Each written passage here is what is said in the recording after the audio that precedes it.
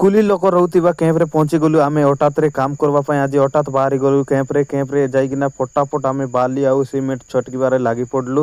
ଲାଗିକିନା ଏପଟେ ଛଟକି ଆମେ ସମସ୍ତେ ଛଟକବାରେ ଲାଗି ପଡ଼ିଲୁ।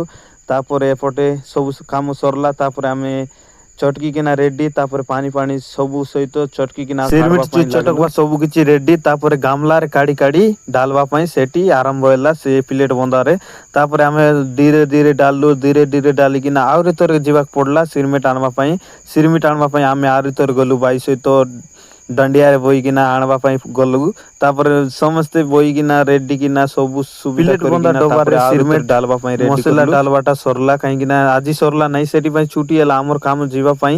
ତାପରେ ଟ୍ରାକ୍ଟର ଧରିକିନା ଯିବା ପାଇଁ ବାହାରିଲୁ। ତାପରେ ଟ୍ରାକ୍ଟରରେ ସମସ୍ତେ ଚଢିଲୁ, କେବେ ବାଇକରେ କେବେ ଟ୍ରାକ୍ଟରରେ ଯାଇକିନା ପହଞ୍ଚିବା ପାଇଁ ଆମେ ବାହାରିଲୁ। ତାପରେ ପହଞ୍ଚିଲୁ ଘରେ, ଦେଖୁଛନ୍ତି ଘରେ ଆସିକିନା ଟ୍ରାକ୍ଟରକୁ ସାଇଡରେ ରଖିଦେଲୁ।